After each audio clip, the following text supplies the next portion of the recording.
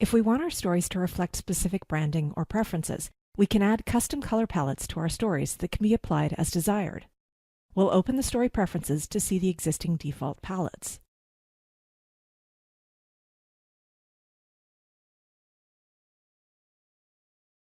Different palettes are used for different purposes, and we can create custom palettes for any type. Simple charts like bar or column charts, for example, use the standard palette type. Here we can choose one of the predefined color palettes and use it as is, or use it as a jumping-off point for a custom palette. By default, each palette contains 9 colors designed to work together to create a pleasing effect. When we select a swatch, we can define the color by choosing from the color picker, entering the RGB or HSV values,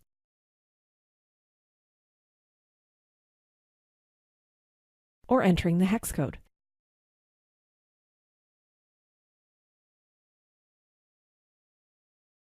Note that if we want, we can reduce the number of swatches in the palette. Once the swatches are defined, we can create the palette.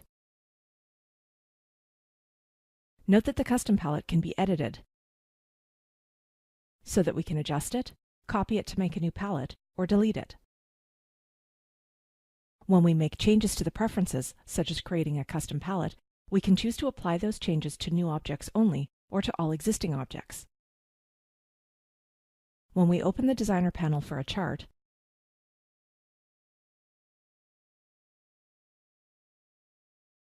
the custom palette is available to be applied. Note that we can reverse the order of the swatches in the palette. When we create a new chart,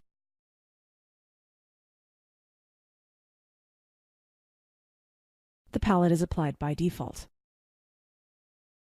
Thanks for watching.